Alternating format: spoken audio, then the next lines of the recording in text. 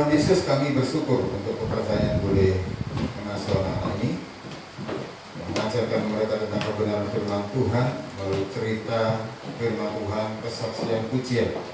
Tuhan berkatilah, buka hati mereka, jamah hati mereka, pikiran perasaan mereka, supaya mereka boleh diberkati melalui ibadah sekolah minggu, guru-guru sekolah minggu, apapun yang sudah dipersiapkan. Tuhan memberkati. Di dalam nama Tuhan Yesus Kristus kami menyerahkan anak-anak ini dalam tangan. Haleluya, amin.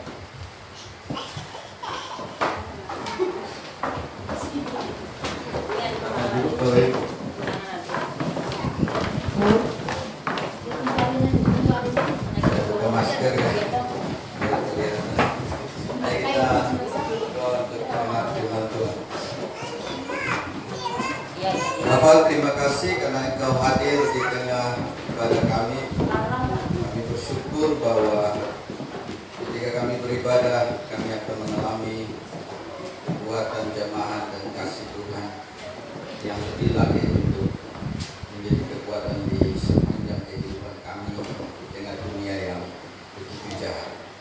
Tetapi dengan kekuatan Tuhan cukup untuk kami melewatinya. Terima kasih, buka hati pikiran rohani kami dengan kuasa Roh yang Kudus. Katakan segala kegelapan yang ingin mencuri firman, jadilah kekuatan Kristus kepada kami masing-masing. Berbicaralah oleh firman. Haleluya, amin. Salam. Puji Tuhan. Bapak Ibu Saudara yang diberkati Tuhan, ini sudah berapa kali saya khotbah di sini, saya sudah lupa. Tetapi saya lihat saudara-saudara adalah mungkin yang baru ketemu dengan saya, karena ini jemaat banyak baru kayaknya, ada yang sudah lama juga kurang tahu. Tapi waktu itu mungkin ada beberapa yang tidak hadir. Nama saya adalah Edward Leonard Ndun Ragubino. Ndun itu hotel, Ragubino itu Sumba Barat. Jadi saya punya bapak juga orang Sumba Barat. Nah, jadi cuma saya tinggalnya di Sumba Timur. Itu sedikit perkenalan singkat. Dan istri saya orang Banyuwangi, Muncar.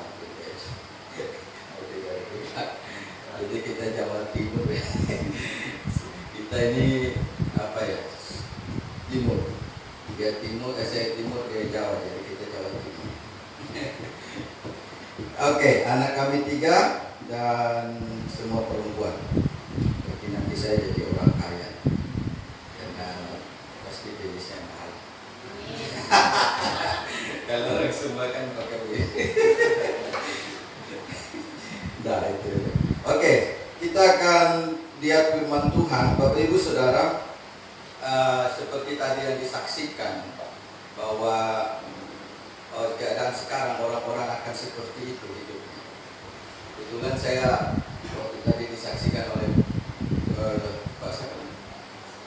Pak Kanis bahwa memang saya beberapa hari ini saya dapat bahan mengajar tentang itu LGBT. Jadi 3 juta orang sekarang di Indonesia itu adalah LGBT. Dan apa yang dikatakan tadi itu benar, bahwa mereka sedang berusaha untuk kesetaraan gender. Artinya harus ada gender yang lain selain laki-laki dan perempuan, dan mereka mau sesama jenis.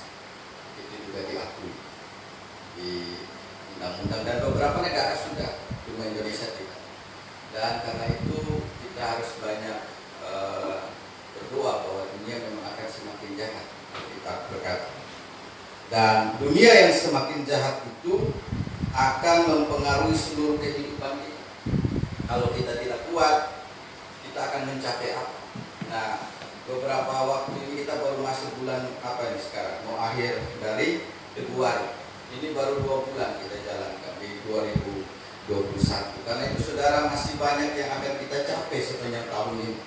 Walaupun ada gangguan, maka firman Tuhan pada pagi hari ini akan menolong kita mencapai kehendak yang Tuhan inginkan. Apa yang Tuhan ingin kita capai.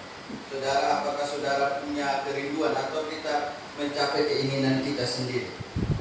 Atau kita mencapai keinginan Tuhan dalam hidup saya dan saudara? Karena ketika kita mencapai keinginan Tuhan, maka itulah kehidupan yang terbaik. Berapa banyak saudara hidup mencapai keinginan sendiri dan merasa bahwa itulah yang terbaik. Saudara, keinginan saya dan saudara itu haruslah menjadi keinginan yang di dalam rencana Tuhan yang luar biasa. Saya melihat di dalam ayat firman Tuhan, mari kita buka dalam Filipi pasal yang ke-1 ayat 12 sampai 20. Biarlah kita bisa mencapai kehidupan yang Tuhan inginkan, bukan yang saya inginkan. Karena kalau kita inginkan, kita hanya menginginkan yang duniawi, yang sesaat. Tetapi yang Tuhan inginkan seperti yang ada di dalam ayat 12. Mari kita baca sampai ayat 14 lebih dahulu. Sudah dapat? 1, 2, 3.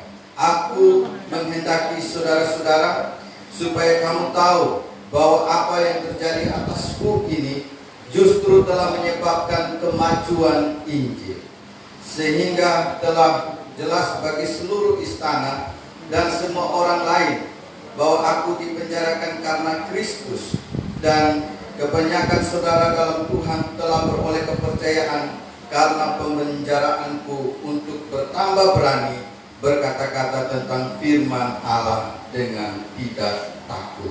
Amin. Jadi di dalam ayat 12 sampai ayat 14 kita melihat bagaimana Paulus mengatakan bahwa kehidupannya menyebabkan terjadinya kemajuan Injil. Saudara, sejak kapan kita bisa mencapai keinginan Tuhan? Keinginan Tuhan itu adalah kita majukan Injil. Kita majukan Tuhan di dalam hidup kita, bukan saya yang maju. Paulus ini menulis ketika dia masih ada di dalam penjara, saudara. Filipi ini, kalau lihat perikop itu dia ada di dalam penjara. Tapi dia bilang bahwa di tengah-tengah dia di dalam penjara, dia bisa menyebabkan Injil semakin maju, bukan semakin mundur. Berapa banyak orang memajukan dunia ini, bukan Injil, memajukan kemauannya sendiri. Tetapi Injil tidak dimajukan, itu akan berbahaya, saudara. Bahkan melawan Injil, ini lebih berbahaya. Makanya lebih baik kalau saudara tidak ke gereja, tapi jangan melawan orang yang pergi gereja. Itu jauh lebih baik. Jangan coba melawan orang-orang yang memuji Tuhan. Itu jauh lebih baik. Ada orang sudah tidak menyebabkan kemajuan Injil, tapi mengganggu orang-orang yang akan memajukan Injil. Itu sangat berat, saudara. Paulus adalah contoh orang yang pernah melawan Injil, dan dia dijungkir balikan oleh Tuhan. Dia dulunya itu seorang pembunuh. Stefanus mati dibunuh dengan persetujuan dia. Tetapi menarik, karena kematian Stefanus, dia melihat bagaimana Stefanus mati itu tidak penuh ketakutan, tapi keberanian di tengah-tengah itu. Dari situlah sebenarnya hati dia untuk mengenal Tuhan itu sudah makin terbuka. Tapi dia tetap melawan sampai dia harus dijatuhkan waktu jalan ke Damas. Dan waktu pertemuan itulah Tuhan bilang kepada dia, sulit kau melawan saya. Saya pencipta. Kenapa kamu melawan saya? Makanya saudara, apa yang perlu kita mencapai dari kehidupan yang Tuhan inginkan adalah, pertanyaannya begini, apakah hidup kita ini terus menyebabkan terjadinya kemajuan Injil? Saudara tanya pada diri sendiri. Sejak kapan saudara sudah menjadi Kristen? Maksudnya Kristen itu orang yang sungguh-sungguh menerima Yesus. Jangan Kristen itu yang dilihat dari kapan saya lahir, KTP-nya Kristen. Bukan. Saudara, kita di timur itu kan mayoritas Kristen, tapi belum semuanya itu Kristen. Hanya KTP saja. Ya, harus jujur. Saudara bisa jadi Kristen itu kapan saudara menerima Yesus. Itulah kekristenan yang sesungguhnya. Coba saudara lihat di ayat di atas. Saya ingin hanya kita melihat firman di dalam ayat paling atas.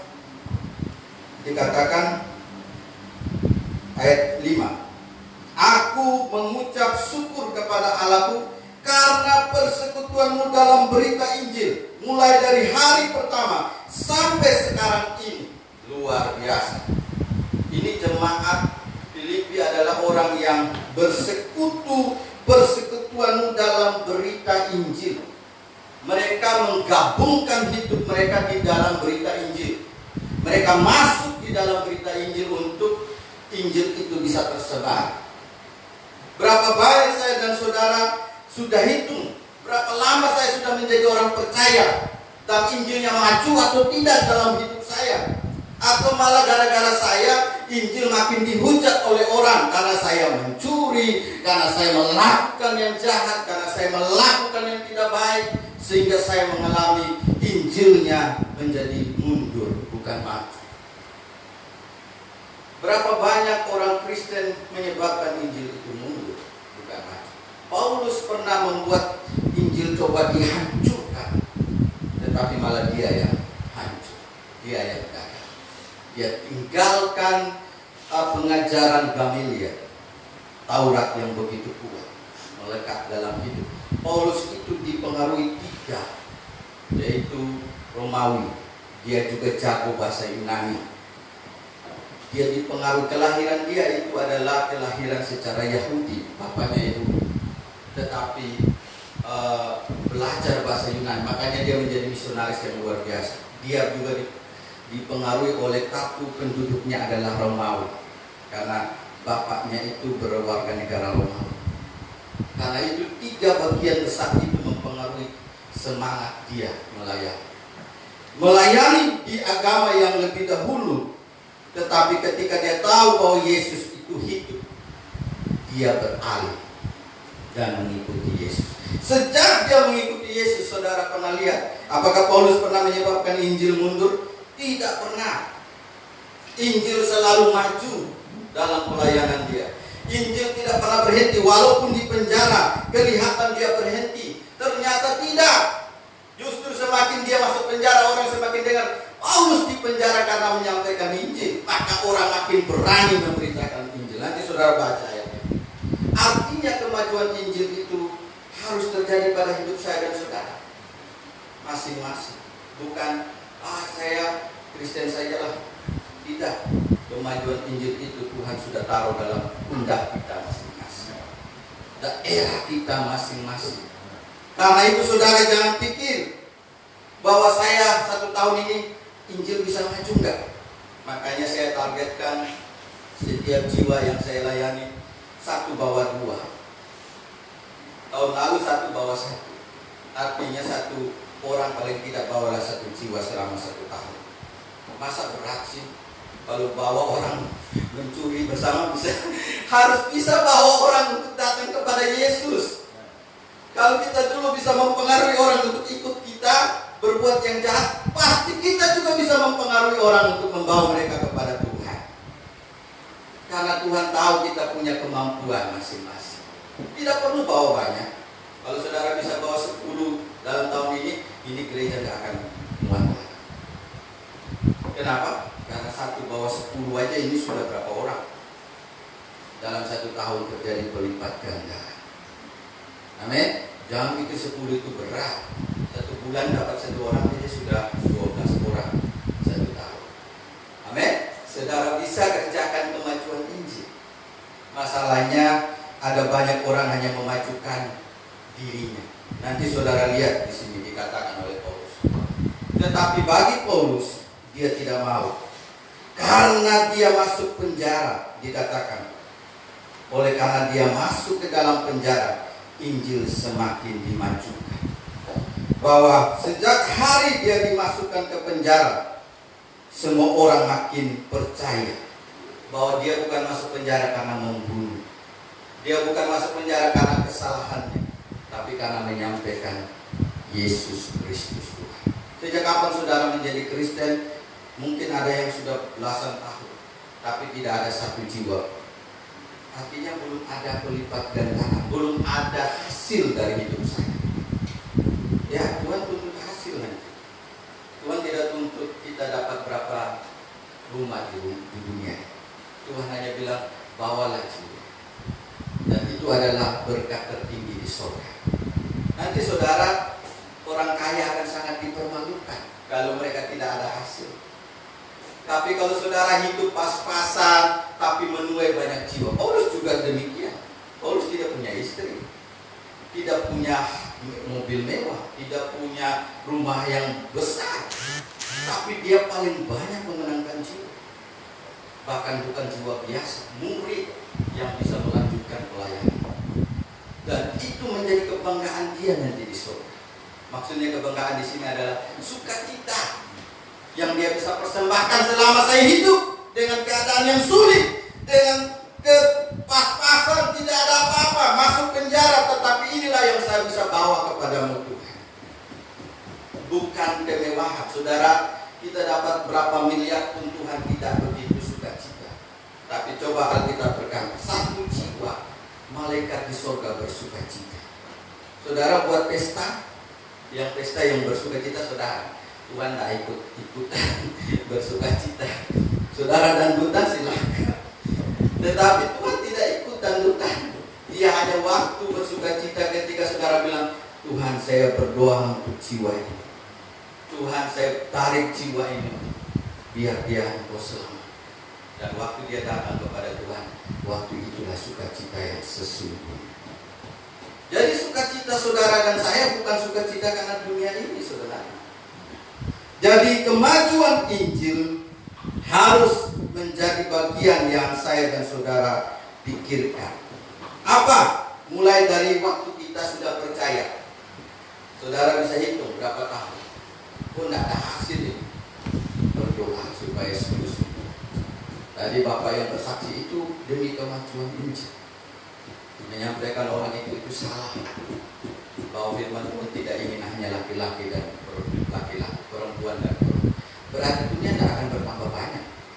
Kalau terjadi perkawinan seperti itu, bahkan keluar dari rancangan Tuhan, dunia akan hancur. Bahkan tidak perlu menjadi orang Kristen pun, itu sebenarnya sudah bisa dipikirkan secara otak.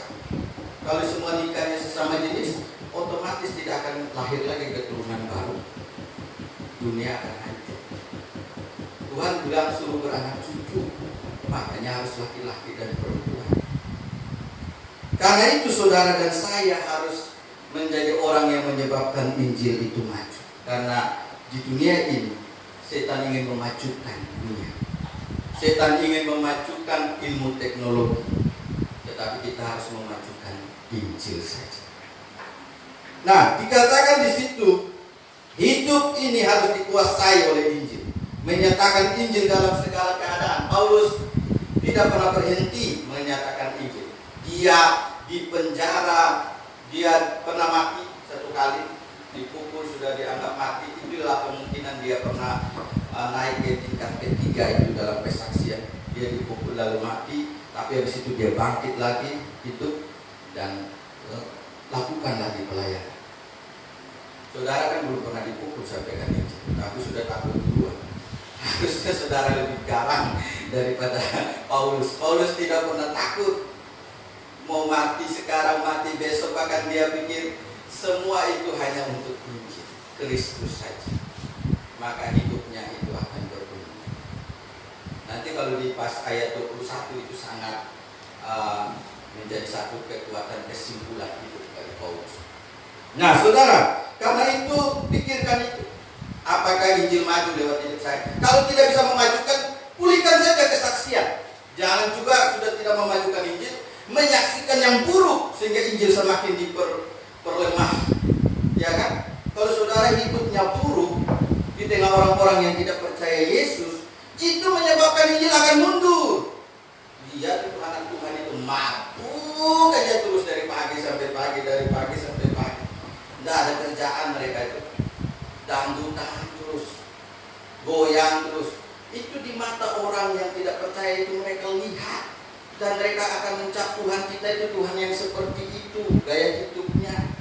Maka itu menyebabkan Injil tidak dimajukan sama sekali. Kalau kita tidak memajukan Injil, lebih baik juga kita jangan menyaksikan yang membuat Injil itu mundur. Paling tidak diam, tenang, janganlah melakukan yang jahat. Amin. Kalau melakukan yang jahat kan lebih jauh Injil itu dihakimi. Makanya saya bilang kepada semua kita, anak Sumba, Enggak, jangan buat yang jahat supaya Injil bisa dimaju. Orang melihat hidup kita, mereka bisa melihat Tuhan dalam hidup saya dan saudara. Amin. Kalau mereka melihat, ini ada Tuhan katanya. Tuhan yang mana yang ada? Ini Tuhan atau setan yang ada? Hidupnya nggak ada perubahan. Perubahan kalau Yesus masuk ada perubahan. Saya juga dulu bejat seperti itu. Dulu bejat, tetapi karena Injil masuk bisa berubah. Kalau tidak, saya juga masuk penjara. Teman saya sudah banyak di penjara. Saya pernah penginjilan di penjara di Sumba dan ternyata ada teman saya di situ. Dan dia juga, saya bilang betul waktu saya khotbah dia nangis di situ karena saya khotbah tentang hidup yang bernilai. Dia bilang dulu teman saya jahat, sekarang sudah berkhotbah di atas mimbar. Dia nangis ternyata di sana. Lalu saya bilang ternyata ada teman saya di sini. Kalau tidak kita sama-sama kayak di sini. Cuma saya lebih dahulu diselamatkan Tuhan. Kalau tidak, mungkin saya juga sama dengan dia di sini. Dan dia berdoa, terima Tuhan. Saudara, harusnya ada perubahan. Karena saya juga mengalami itu. Karena saya menyampaikan, saya sudah mengalami. Jangan sampai hidup kita menyebabkan Injil itu mundur. Karena kesalahan-kesalahan yang kita buat. Amin. Nah, kenapa kesalahan itu muncul? Karena tidak mau datang, mau lebih fokus. Saudara akan berubah kalau rajin datang ibadah. Pegang ini baik-baik. Jangan sampai tidak ibadah. Masih jahat tidak apa-apa, tapi datang ibadah. Karena waktu saudara datang waktu masih jahat dan beribadah, pasti Tuhan akan berubah. Amin. Kapan saudara berubah? Kalau jahat tetap diam di lingkungan yang jahat. Jahat tetap mutar-mutar dengan teman-teman yang jahat. Dia tidak akan berubah. Dia sampai kucing tumbuh tanduk juga tidak akan berubah. Tapi kalau saudara hadir di gereja, mungkin jahat 1 minggu, hadir ke gereja, langsung lama-kelamaan kejahatan itu makin berkurang. Lama-kelamaan akhirnya tinggal. Amin. Karena proses untuk menjadi benar juga butuh proses. Tapi untuk proses itu harus datang kepada yang benar. Kalau nggak datang, kapan kau dengar yang benar? Kapan berubah? Dengarnya tiap hari, ayo, Prabu. Ya itu terus. Kalau dengar di sini, ayo memuji Tuhan, ya semua akhirnya memuji Tuhan. Amin. Nah, karena itu kemajuan Injil itu dari saudara yang sudah terima dulu. Kalau saudara belum terima Yesus, pasti dari Injil tidak akan jalan. Terima dulu lebih dahulu persekutuan dengan Injil, baru akan lanjut. Ada satu tokoh yang sangat terkenal, namanya David Livingstone, penginjil di Afrika. Penginjil ini dulunya seorang dokter yang menyerahkan hidup untuk penginjilan. Dia memutuskan hati untuk menjadi misionaris di Afrika. Waktu itu Afrika, waduh, sangat susah medan. Tetapi dia dan sekeluarga pergi. Dan istrinya meninggal juga di sana di tengah perjalanan misi. Anak-anak juga meninggal karena daerah itu penyakitnya berat, kayak kalau di Papua itu malaria. Jadi semua mati. Dan akhirnya dia berakhir. Tapi dia sebelum mati, dia memenangkan 2 juta orang Afrika menerima Yesus lewat pelayanan. Jadi waktu dia hampir menjelang mati itu dia ditangguh karena sakit. Tapi dia ditangguh sama orang setianya dia. Pergi pelayanan dengan ditangguh karena sudah nggak bisa berjalan. Dia berdoa dan dia meninggal. Pas waktu dia meninggal dalam keadaan berdoa. Dan doa dia sangat terkenal adalah, jangan ambil masalah ini daripadaku, tapi berilah saya kekuatan untuk melewati. Jadi dia tidak pernah minta Tuhan angkat setiap persoalan dalam hidup, tapi Tuhan berilah saya kekuatan. Kalau sudah ada kekuatan, masalah itu biasa. Ya, kalau saudara sakit bisa sembuh, ngapain takut dengan sakit? Gampang kok, sakit itu paling sebentar sembuh, selesai karena ada kekuatan untuk pulih. Nah, akhirnya dia meninggal. Saudara tahu, dia utusan Injil dari Inggris. Inggris bilang mereka cari di Afrika bahwa David Livingstone sudah meninggal. Mereka mau ngambil mayatnya untuk kubur dengan layak di Inggris sebagai seorang yang sudah mengabdi untuk misi dari penginjilan Inggris. Wah, dijemput, mau dijemput, orang Afrika marah. Ini orang sudah melayani kita sekian puluh tahun dan kami sudah bertobat dari dia, tidak boleh bawa ke Inggris tubuhnya, harus kubur di Afrika. Wah, rebut-rebutan. Mana Inggris tidak mau. Kalau kalian tidak mau, saya tembak. Bawa kapal perang. Inggris datang dengan kapal perang, muat jenazah. Tapi orang Afrika tidak kalah akal. Mereka waktu sebelum dibawa mayatnya, mereka berenang di kapal itu. Mereka ceritanya semacam mereka ambil dulu, mereka belah dadanya David Livingstone, terus ambil hati, baru mereka cari. Tentara Inggris itu hanya bawa tubuhnya, lalu hatinya itu mereka tanam di Afrika. Ini sangat luar biasa. Mereka bilang begini, bolehlah kamu bawa tubuhnya, tapi hati orang ini dia sudah menyerahkan untuk Afrika. Dan tubuh itu berdiri di hati, di tempat tanam dari David Livingstone, diberikan tubuh untuk menghormati dia. Bahwa orang inilah yang menyebabkan kami percaya Tuhan. Luar biasa. Itu cerita ini saya sangat melekat karena saya baca dan saya merenungkan bagaimana orang yang sudah dilayani begitu maju, hati mereka berubah di dalam Tuhan.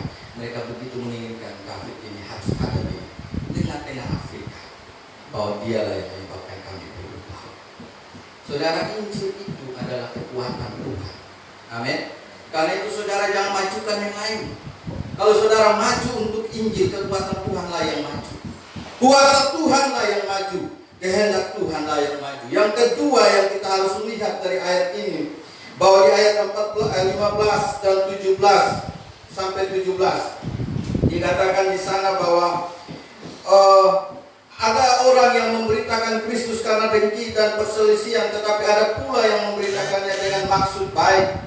Mereka ini memberitakan Kristus karena kasih, sebab mereka tahu bahwa aku ada di sini untuk membela Injil. Tetapi yang lain karena kepentingan sendiri dan dengan maksud yang tidak ikhlas. Sangkanya dengan demikian mereka memperberat bebanku dalam penjara. Injil mau diberitakan dengan dengki, perselisihan atau dengan baik, kalau itu benar berita Injil akan tetap berguna.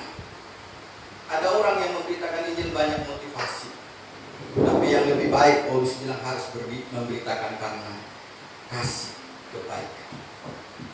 Saudara bisa memberitakan Injil karena banyak motif, tetapi Paulus bilang apapun motifnya, kalau Injil yang diberitakan, Kristus diberitakan, tidak ada masalah.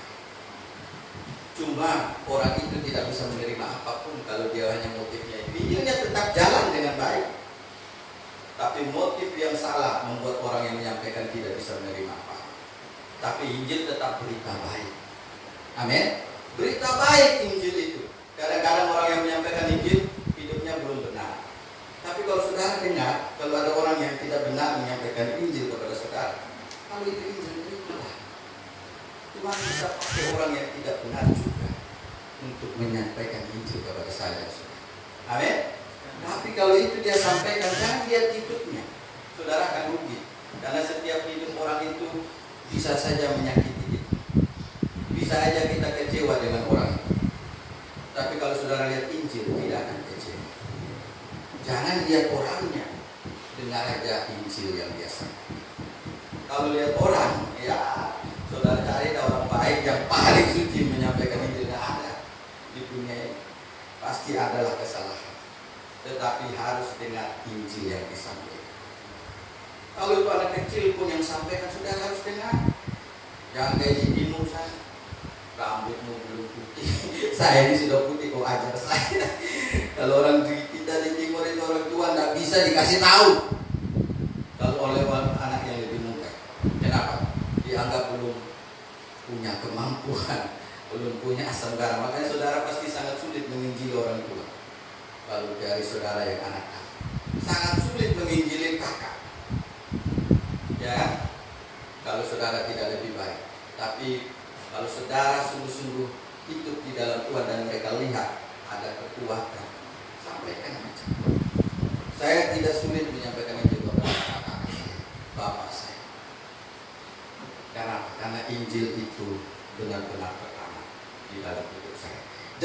kedua yang kita harus lihat, bahwa apakah kita harus hidup, apakah kita terus hidup untuk menyaksikan Injil dalam segala keadaan, maupun baik tidak baik, hiduplah untuk menyaksikan itu. Dan Paulus menyatakan bahwa itulah yang terbaik, sehingga orang-orang bisa dengar yang baik. Kalau saudara sudah tertanam Injil, segala keadaan akan bisa sampaikan Injil. Saudara sambil jalan tadi bilang, bisa sampaikan. Tuhan bisa bekerja 5 menit, 10 menit, 1 menit pun juga saudara bisa sampaikan Injil. Karena itu jangan sampaikan Injil menjadi sesuatu yang berat, harus menjadi gaya hidup. Kalau saudara pikir sudah ada Tuhan di dalam hidup, gampang sampaikan Injil. Dan jadikanlah gaya hidup. Sebelum menginjil, saudara berdoa. Saya lihat orang kita daerah timur paling susah berdoa. Tidak tahu kenapa. Tapi kemungkinan besar karena merasa doa ini dijawab atau tidak ya. Karena sering mengalami kesulitan. Kenapa orang timur saya lihat susah berdoa? Karena kalau minta apa-apa sama orang tua kan susah. Dapatnya juga susah. Ya kan? Mau minta uang 10.000 aja susah ya begitu. Tapi akibatnya ke bawah mungkin. Akan minta sama Tuhan, apalagi Tuhan tidak kelihatan. Sedangkan yang tidak kelihatan ini aja, Bapak kita ini berdoa aja minta 10, minta aja itu kan kayak 10.000 aja nggak dikasih. Akhirnya nggak usah minta berdoa, bekerja aja. Karena kita mungkin kebiasaan kita terjawab. Setiap kali minta nggak pernah dapat. Setiap kali minta nggak usah. Tapi beda berdoa sama Tuhan. Amin. Doa kita kepada Tuhan itu tetap dijawab. Jadi saudara di sini harus rajin berdoa. Karena ada perkataan rajin berdoa, maka banyak berkah. Kalau saudara kekurangan berkat, saya lihat berarti saudara ini kurang berdoa. Karena itu sudah satu bagian. Kalau saya kurang berkat, dia tak banyak berdoa. Orang yang banyak berdoa kan banyak dijawab. Berarti banyak berkatnya. Amin. Semakin dia berdoa, semakin dijawab, semakin banyak berkatnya. Kalau dia berdoa tidak dijawab-jawab, ya baru nggak dapat berkat. Tapi doa kita itu dijawab. Cuma jangan salah berdoa dan jangan untuk keinginan diri sendiri. Doalah yang sesuai dengan kehendak Tuhan. Kan Tuhan Yesus juga berdoa kan? Gimana? Bapa, kehendakmu-lah yang jadi. Janganlah kehendak. Kalau kehendak Tuhan tidak mau naik ke kausai berat. Tapi karena kehendak Bapa ya sudah harus jalan. Kadang-kadang kita maksa Tuhan. Jangan. Berdoa itu bukan maksa Tuhan, tapi bersyukur karena Tuhan sudah memberi yang terbaik. Jadi teruslah hidup menyaksikan Injil. Saudara bisa? Bagaimana bisa? Hidupnya tiap hari menyaksikan kejahatan. Berubah dulu itu. Itu harus berubah. Baru bisa terus menyaksikan Injil. Saudara bergerak saja orang akan mengalami itu. Amin. Paulus bagaimana? Petrus itu bayangannya saja dia lewat. Orang itu mengalami lawatan Tuhan. Bahkan orang bisa yang sakit diantrikan supaya kalau Petrus lewat bayangannya kena mereka semua. Itu saking orang yang penuh dengan berita ini. Saudara mau seperti itu? Karena saya yakin saudara jadi dukun semuanya. Jangan sampai saudara jadi dukun itu hanya Paulus saja. Tapi lihat bagaimana orang yang penuh Injil itu jalannya saja, bayangannya saja bisa mengalirkan kekuatan Tuhan. Amin. Tapi kalau saudara datang orang sudah lari, ini penjahat bahaya. Ini tukang gosip datang ini bahaya kita. Saudara kalau saya kemana-mana orang senang saya datang karena saya membawa keceriaan. Tapi kalau saudara datang ada orang yang jengkel, ini dia buat apa? Itu berarti saudara auranya nggak bagus. Injilnya tidak lebih dalam. Kalau saudara datang orang mengalami sukacita, itu bagus. Amin. Jangan datang ini dia datang habiskan kopi saya. Nggak bawa apa-apa. Tidak begitu. Maksudnya saudara bisa memberi dampak. Paulus bagaimana? Paulus dengan Petrus sama. Kalau Paulus sapu tangannya saja, mungkin kalau sekarang masker aja kayak kalau taruh di orang yang sakit. Dulu Paulus itu sapu tangannya yang dia pakai lap ringan, Karena pelayanan terlalu luas. Terus bagaimana orang sakit begitu jauh-jauh? Kapan saya sampai dia sudah mati? Ini bapaknya doa dalam nama Yesus sembuh. Pakai masker saya juga sembuh. Tidak ada virus. Saudara, karena berita Injil, bayangannya saja juga bisa mendatangkan kesembuhan. Tuhan Yesus gimana? Jubahnya saja, ya kan? Disentuh oleh orang yang pendarahan. Berarti seluruh hidupnya penuh perbuatan Tuhan. Makanya kalau kena ini bisa menjadi berkat. Saudara pegang bukan rusak, jadi berkat. Nah itu yang benar. Yusuf, saudara tahu, Yusuf ada di Mesir, tapi dia menyaksikan bagaimana Tuhan hidup di dalam. Yusuf itu budak, tapi menjadi kesayangan dari bos. Saudara di sini siapa yang bekerja? Dengan bos, ya. Kalau bosnya bagaimana? Senang nggak kalau kita datang? Atau rugi? Ini sejak dia kerja, saya bangkrut. Bukan untung. Yusuf masuk di rumah Potifar. Potifar itu tambah kaya, saudara. Bahkan ayat Alkitab berkata, Tuhan memberkati rumah Potifar karena Yusuf. Dikatakan, berarti Yusuflah pembawa. Jangan kalau dia yang datang, usahanya tadi untung miliaran, jadinya tinggal 100.000 per hari. Wah ini bangkrut. Kita yang membuat orang ini bos jadi bangkrut, bahaya. Maka kita tidak akan disayangi. Tapi Yusuf disayangi, karena sejak dia datang, Potifar itu semuanya beres, semuanya bagus. Dia menyaksikan Tuhan dalam hidup. Amin. Kalau saudara bisa menyaksikan Tuhan dalam hidup, maka menyampaikan Injil, memajukan Injil itu kan. Tetapi kalau saudara semua apa-apa saya datang hancur berantakan.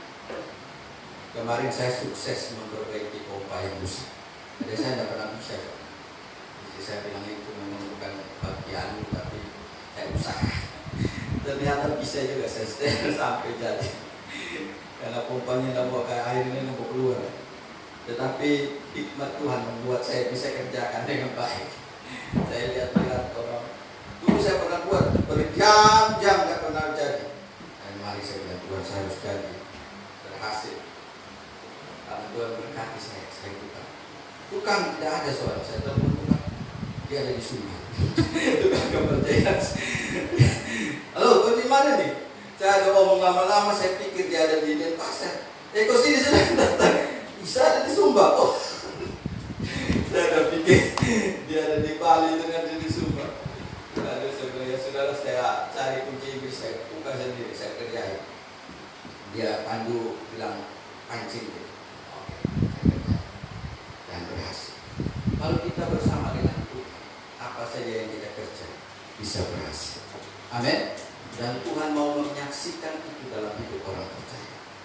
Dan Tuhan yang ingin Yusuf berhasil. Supaya apa? Yusuf bisa dipakai untuk menjadi taklukkan Mesir. Dan seorang budak bisa menjadi perdana menteri karena Tuhan. Tidak perlu kampanye, tidak perlu uang kampanye yang banyak. Dia langsung diangkat oleh raja. Jadi orang kepercayaan di Mesir, nomor 1 setelah raja, nomor 2. Jadi semacam wakil, tetapi tanpa seizin Yusuf, orang tidak boleh apa-apa buat di tanah Mesir. Harus minta izin sama Yusuf. Karena Yusuflah penyembuh. Saudara, bagaimana Tuhan bekerja kalau kita menjadi orang yang menyaksikan? Amin. Apa saja kita kerja, saudara ada di mana, jadi orang yang paling berhasil. Yang terakhir dari bagian firman ini, apakah bagaimana mencapai kehidupan yang Tuhan inginkan? Yang ketiga adalah apakah kita terus bisa bersukacita? Itu pertanyaan. Karena yang Tuhan mau hidup kita itu adalah terus bersukacita dalam segala keadaan. Ya kan? Ada ayatnya kan, bersukacitalah senantiasa dalam Tuhan. Sekali lagi kukatakan bersukacitalah senantiasa. Tidak ada bilang kalau ada uang baru bersukacita. Tidak ada uang, tidak bersukacita. Kalau ada ayatnya begitu, saudara cari sampai pagi gak akan dapat. Jadi sukacita itu bukan karena keadaan ternyata. Sukacita itu karena kebenaran. Nah ini yang kadang-kadang orang tidak pernah bisa bedakan kenyataan dan kebenaran. Kenyataannya saya sakit, tapi kebenarannya saya bisa menerima kuasa kesembuhan. Kenyataannya saya kurang, tapi kebenarannya saya ada Sang Pencipta, Juru Selamat. Saudara gagal mengerti kenyataan dan kebenaran akan membuat kita kacau.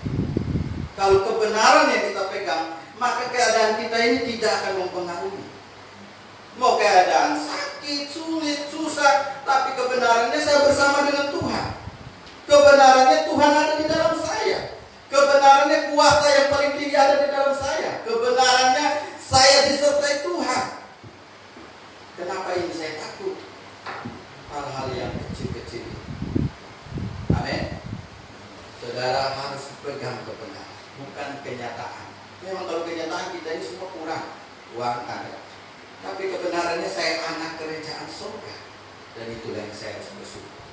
Itulah yang harus saya nikmati. Jadi kalau gagal menikmati kebenaran, kita gagal untuk bersukacita. Sudah pasti. Kalau saya bersukacita karena keadaan, berapa kali saya akan kecewa setiap kali. Karena keadaannya tidak berubah.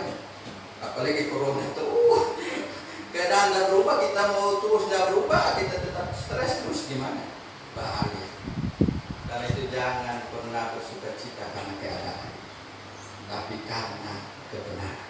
Amin. Salam kiri kanan dulu. Bersukacita karena kebenaran. Bilang ke teman, bersukacita karena kebenaran,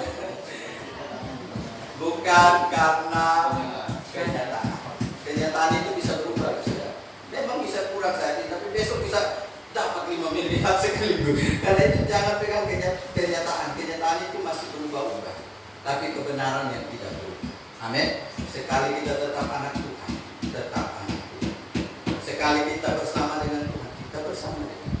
Sekali Tuhan menyertai kita, Dia tetap menyertai senantiasa sampai akhir zaman. Dan apapun kebenaran yang Tuhan nyatakan dalam diri kita, itulah yang harus kita pegang dan bersukacita. Kalau tidak, saudara akan dipengaruhi oleh semua kenyataan. Kenyataannya kan kok susah, kok sakit, itu iblis. Tapi kita harus bilang, namanya kebenarannya saya punya Tuhan, iblis. Saya punya kekuatan, saya bisa sembuh sekarang. Saya bisa mengalami kekuatan Tuhan. Itu saudara harus bisa perang antara kenyataan dan kebenaran. Kalau tidak, tidak akan bisa sukacita senantiasa. Nah, hidup yang Tuhan mau sebagai seorang yang mencapai keinginan Tuhan adalah bersukacita, sehingga orang-orang di luar Tuhan bisa melihat ini orang ini tidak ada masalah. Mau corona, mau tidak corona, tetap bisa bersukacita. Amin. Karena apa? Kita bersukacita karena Tuhan bersama kita, bukan karena kita ini memang ada banyak uang. Ada orang kaya loh, tidak pernah bisa bersukacita. Kayaknya begitu. Kenapa? Karena tidak punya kebenaran. Kenyataannya dia punya segalanya. Uang banyak, pembantu banyak, rumah mewah, mobil mewah, semua mewah. Tiba-tiba cerita sudah kan. Kenapa? Kebenarannya tidak ada. Saudara, ada orang miskin sekali tidak pernah gantung diri. Pernah lihat orang miskin gantung diri? Tidak ada, jarang. Orang miskin sudah susah makan tapi tidak makan, malah tetap bisa menikmati. Mana yang lebih menikmati? Dia menikmati kebenaran. Pembantu dengan majikan, mana ada lebih menikmati? Pembantu. Majikan pusing pikir bagaimana dapat uang. Pembantu tidur di tempat yang majikan beli sofa, tempat tidur 12 juta, 1 miliar, dia tidur enak. Ini bukan milik saya. Terserah, saya tinggal nikmati. Majikan sulit memikirkan. Karena itu saudara lebih enak. Jadi kalau kita berpikir itu, kita harus berpikir seperti pembantu. Semua ini milik Tuhan. Saya nikmati saja. Kalau diambil, ambil, bukan milik saya. Ya, coba kalau rumahnya majikan terbakar, siapa yang pusing? Pembantu. Pembantu ada saja santai, yang penting tetap dapat gaji. Majikan pusing. Ini di mana bangun lagi? Pusing majikan. Kalau menjadi pemilik itu pusing sudah. Makanya semua yang kita punya ini janganlah jadi merasa milik. Amin. Hanya sebagai Kalau Tuhan ambil satu saat, ya Tuhan yang punya, diambil saja, terserah. Makanya Ayub tidak pusing. Waktu istrinya diambil, anak-anaknya diambil, semua diambil, karena dia merasa itu bukan milik. Dia kan datang dengan telanjang, kan? Makanya dia bilang, dengan telanjang aku datang, dengan telanjang juga aku datang. Itu aja milik saya itu. Telanjang. Buat apa pikir ini kalau diambil semua? Maka itulah yang terjadi dengan gembala di sana. Karena diambil semua. Jemaat tinggal satu. Tapi karena Tuhan yang punya jemaat, tidak usah dipikir. Amin. Biarin. Kalau Tuhan mau kasih lagi, kasih. Kalau Tuhan mau ambil, pergi semua. Begitu Tuhan mau kirim lagi. Berarti kita tidak memilih. Kita hanya yang diberi kasih untuk memakai. Amin. Memakai. Berkat baru kita pakai. Bukan kita pakai. Kalau kita diambil, ambil aja. Karena itu Tuhan. Makanya sebelum Tuhan ambil, pakailah dengan baik. Amin. Jangan sampai saudara nggak pakai. Bukan dikasih tangan yang lengkap, kekayaan yang sempurna, bukan untuk kemajuan ini, untuk kehancuran ini. Mabuk-mabukan pesta pora. Saya pernah bilang anak Sunda, kenapa orang Batak lebih maju dari orang Sunda? Orang Batak kalau kumpul 5 orang, mereka bangun gereja. Coba lihat orang Batak, makanya gereja Batak ada di mana-mana. Mereka kalau 5 orang saja kumpul bisa sumbang untuk bangun gereja. Tapi kalau anak Sunda kumpul 2-3 orang saja, bisa hancur di satu hati. Kenapa? Mereka kumpul botol-botol dan mabuk bersama. Akhirnya dunia pusing, kapan saya mau usir ini, tukang kos pusing. Maka waktu cari kos anak Sumba yang lain. Dari mana? Dari Sumba. Kos penuh. Dari mana? Begitu. Lalu maka ada yang ganti identitas berkata, dari mana? Flores. Begitu dekat dari Sumba, orang sudah tidak mau kasih kos lagi. Kenapa? Ini aja untuk dunia aja orang sudah tidak mau kasih. Apalagi untuk Tuhan sudah tidak akan bisa. Saudara makanya berubah. Amin. Berapa saudara habis untuk botol itu yang tidak ada gunanya? Ting-tong. Saya juga dulu begitu. Tapi saya satu kali sih. Jadi jujur satu kali aja saya. Nah, karena itu saudara jangan beri mabuk 100.000, beri persembahan 1.000. Tuhan bilang apa? Ini orang bisa ketok kepalanya. Saya kasih hidup, dia kasih hanya 1.000. Ini botol yang tidak pernah kasih hidup, yang buat dia mati, dia kasih 100.000. Makanya saya bilang sama jemaat saya yang di Sumba, kalau kau mabuk 100.000, kau harus beri persembahan 200.000. Baru Tuhan pelihara. Kalau tidak, saya bilang Tuhan cabut aja. Itu orang tidak ada gunanya, jadi berguna sama sekali gereja juga tidak ada guna.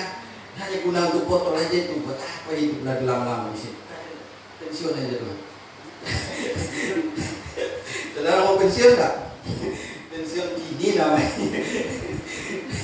Saudara, karena itu jangan pernah untuk dunia lebih besar daripada untuk Tuhan. Amin. Jangan rubah. Kalau saudara berani beli untuk dunia mangkuk 100.000, besok saya bawa ke gereja 200.000, itu bagus, hebat. Artinya ada perubahan. Tapi kalau saudara mabuk 200.000, persembahan 2.000, ini perubahannya ini terbalik. Makanya waktu saya dibaptis dulu sama pendeta, Edward, ya, dengar ya, kalau kau saya baptis hari ini, saya harap kau minum sebelum saya baptis tuh 5 botol. Mulai sejak saya baptis, kau minum 1 botol ya. Nah, lama-lama habis. Ini dia masih izinkan loh pendetanya bagus. Dia kasih tahu. Dia tahu kan berubah itu susah, makanya dia kasih tahu. Kalau kau rokok dua pak, saya harap nanti tinggal 2 sehari 2 batang saja. Saya berapa? 1 batang, 1 batang saja. Lama habis. Dan itu benar. Amin.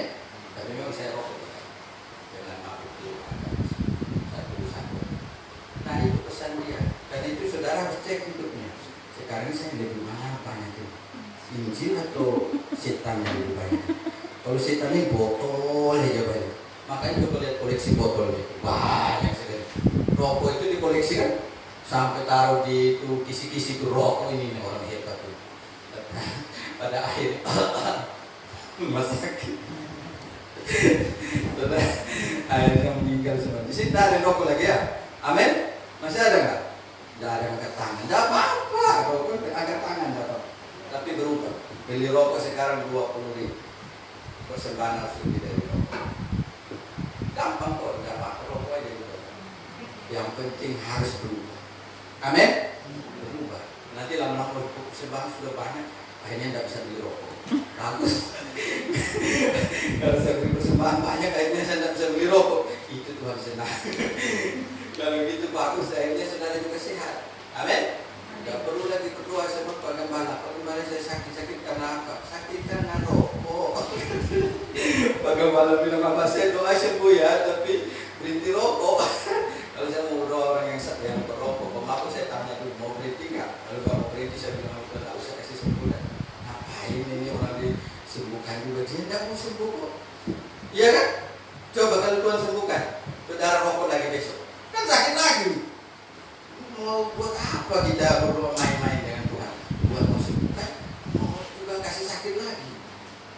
Nah makanya saudara kalau berdoa tidak tahu kalau pada diterapkan gambarannya.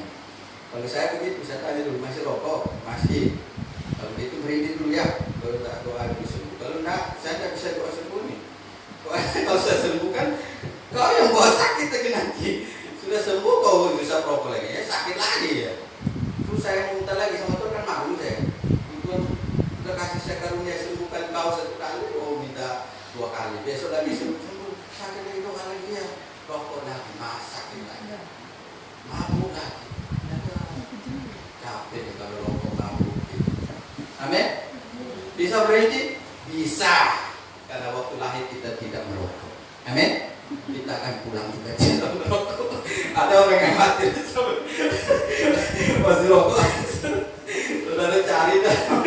Ada orang yang atau dia titip sama istrinya. Nanti kalau aku mati, tolong tangannya bercuci. Taruh di bibirku. Rokok sambil begini dia. Ada yang pesan gitu. Itu rokok memang sejati sampai mati.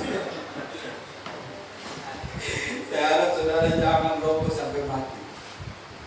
Rokok nggak rokok, makanya pada saya bilang terserah mau pensiun rokoknya atau nanti Tuhan pensiunkan juga rokoknya juga pensiun.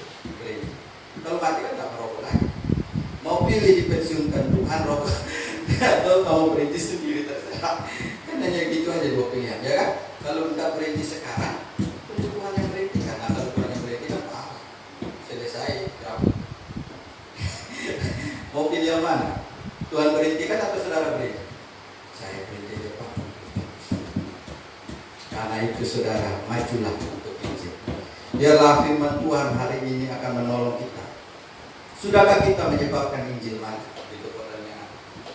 Yang kedua, sudahkah kita senantiasa menyaksikan Injil? Yang ketiga, sudahkah kita tetap bersuka cita? Amin. Kalau kita bisa tetap bersuka cita, itulah orang yang ada di dalam Injil. Dia selalu menikmati Tuhan yang bersama-sama. Saudara, kalau sukacita kita karena dunia, baik. Sukacita kita karena kebenaran. Biarlah kebenaran firman ini menolong saya dan saudara, menjadikan kita berubah, menyebabkan Injil dimaju. Amin.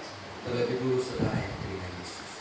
Maka di penutup dari khotbah ini, kalau saudara ada yang belum terima Tuhan dan bilang Tuhan saya mau terima Engkau sungguh-sungguh, dan saudara juga belum bisa berubah sehingga Injil tidak bisa maju.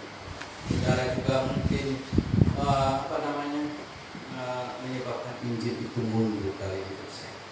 Karena ulah-ulah saya, kejahatan saya, Injil menjadi tidak disaksikan. Marilah saudara bisa ambil hak waktu ini berdoa. Dan saya mau berdoa. Kalau saudara benar-benar hari ini bilang saya mau berhenti dari segala kejahatan yang menyebabkan Injil tidak maju, saya bisa berdoa. Dan saudara bisa mengalami kekuatan dari Tuhan. Amin. Siapa yang mau didoakan bisa angkat tangan. Tidak usah malu. Saudara tidak usah takut. Berdoa sungguh-sungguh. Mumpung waktu ini masih panjang. Ini baru Februari. Masih ada 10 bulan ke depan untuk kita bisa mencapai dari yang Tuhan. Mulai dari hal yang kecil. Jangan mau mencapai yang besar dari yang Tuhan, tapi dari yang kecil kita tidak lakukan. Tak.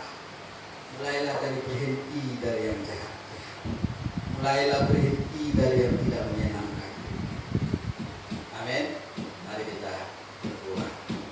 Untuk berdoa mau kita nyanyi satu lagu dulu. Saya suruh kita nyanyikan lagu itu apa itu? Itu adalah penyembahan. Itu adalah penyembahan. Kau ciptakanku dalam kemuliaan. Tahu ya? Sambil saudara berdoa Pujian di dan hadapan. syukurku. Pujian dan syukur. Ya, itu dia. Pujian dan syukurku. Saudara. Allah. Tidak ada slide.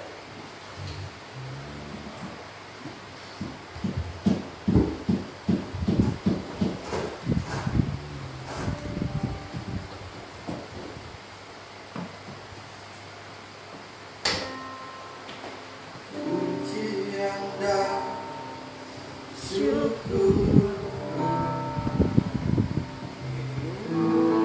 ku bawa padamu dengan rendah hati ku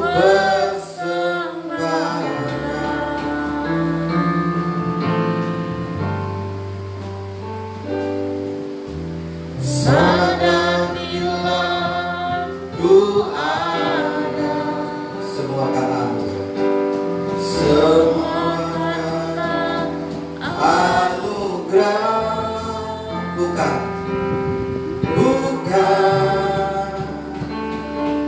karena kekuatanku. Katakan pujian dan syukur kepada Tuhan. Pujian dan syukur ku bawa kepadamu, ku bawa padamu Tuhan Yesus dengan rendah hati ku persembahkan.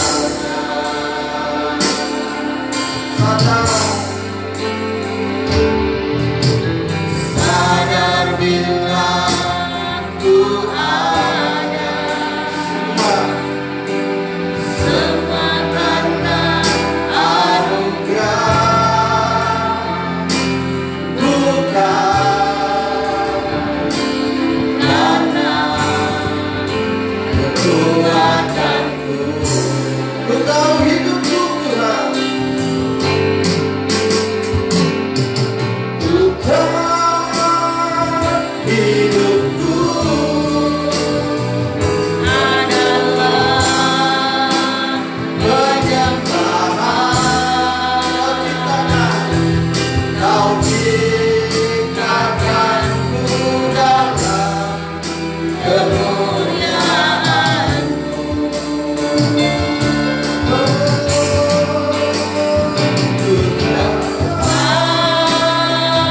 Hidupku berharga di hadamu. Segenap hidupku persembahkan. Mari saudara ambil waktu.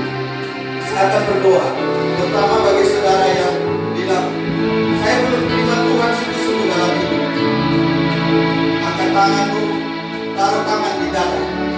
Saya mau berdoa buat saudara. Dan saya percaya ketika saya berdoa, saudara akan mengalami kuasa Tuhan.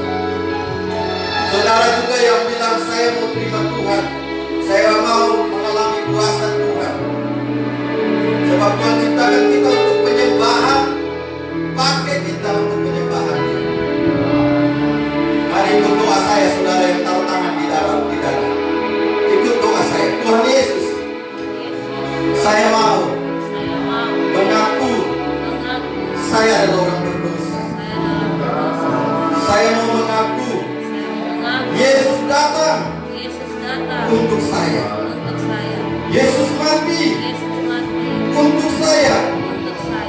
Yesus bangkit Yesus bangkit mengalahkan maut, mengalahkan maut, setan, setan, dan neraka dan neraka untuk saya. untuk saya. Yesus naik ke surga, Yesus naik ke surga, menyediakan tempat menyediakan tempat untuk saya. untuk saya. Sekarang kirim Roh Kudus, Sekarang kirim Roh Kudus, saya buka hati saya, saya buka hati saya, meminta Tuhan Yesus, meminta Tuhan Yesus masuklah masuk dalam hati saya, dalam hati saya, kehidupan saya, kehidupan saya, menjadi Tuhan menjadi Tuhan dan juru selamat saya dan juru selamat saya secara pribadi. secara Terima kasih terima kasih karena menyelamatkan saya. telah menyelamatkan saya. Dalam nama Yesus, Dalam nama Yesus saya berdoa. saya Amin. Amin. Saudara yang berdoa menerima Yesus, saudara juga yang akan mengalami Tuhan sedang bersama dengan saudara. Dan sekarang saya mau berdoa yang kedua. Saudara berdoa untuk saudara mungkin yang susah melepaskan kejahatan-kejahatan. Mungkin saudara terikat. Lalu saudara bilang saya terikat dari sejak di kecil, dari Sumba, dari mana saja. Tapi kalau saudara mau pada hari ini, Tuhan bisa melepaskan itu. Saudara yang terikat mabuk-mabukan, rokok, memang mungkin itu kelihatan bukan dosa yang besar, tapi itu bisa mempengaruhi hidupmu menjadi lebih tidak baik. Karena itu mau lepas, saya mau lepas dari kehidupan seperti itu. Taruh tangan aja, biar Tuhan menjamah dan melepaskan. Dan saya percaya semua kejahatan, semua sakit juga, saudara yang sakit berdoa, biarlah kesembuhan dari Tuhan juga turun. Mari taruh tangan dan dengar doa saya. Tuhan Yesus, Engkau melihat mereka yang taruh tangan. Mari Engkau yang jamah sesuai dengan kebutuhan mereka. Mungkin mereka sedang bergumul dengan segala keterikatan dosa yang membuat mereka tidak bisa lepas. Mereka merasa tertekan dengan keadaan itu. Di dalam nama Yesus, Allah yang menjadi kekuatan, lepaskan dari segala keikatan yang mengganggu mereka untuk tidak mengalami jamaah dan kuasa Tuhan. Dalam nama Yesus, yang sakit Engkau sembuhkan di dalam nama Yesus. Jadikanlah ciptaan baru sesuai dengan firman. Dan sejak hari ini, biarlah kemajuan Injil bisa terjadi dalam hidup mereka. Haleluya. Mari kita bangkit berdiri, kita nyanyi menyembah Tuhan. Ku tahu. Angkat tangan saudara. Katakan kepada Tuhan, adalah penyembahan. Kau ciptakan kami. Kau ciptakanku dalam kemuliaan.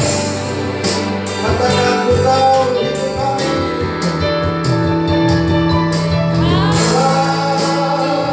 Hidupku berharga. Berharga di matamu, segenap hidupku bersama. Sekali lagi ku tahu hidup kami Tuhan. Angkat tangan. Hidupku Adalah penyembahan. adalah Kau ciptakan kami. Kau ciptakanku dalam kemuliaan. Kau hidup kami Tuhan.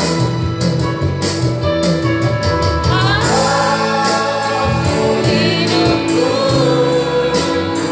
berharga di matamu, Amin. segenap hidupku Persembahkan kepada Tuhan. bersama. Segenap hidup kami. Segenap hidupku bersama. Haleluya, haleluya. Terima kasih Tuhan. Hamba percaya hidup dari umat-Mu di tempat ini dipersembahkan kepada Tuhan. Mereka akan menyebabkan Injil dimajukan. Dalam nama Yesus, di mana-mana mereka pergi, Injil dimajukan dalam hidup mereka. Di usaha mereka, di pekerjaan mereka, Injil dimajukan di sana. Di rumah tangga mereka, di mana saja mereka ada, baik dalam segala keadaan, Injil dimajukan dalam hidup mereka. Genapilah firman ini di dalam nama Tuhan Yesus Kristus. Haleluya. Amin. Serahkan dulu.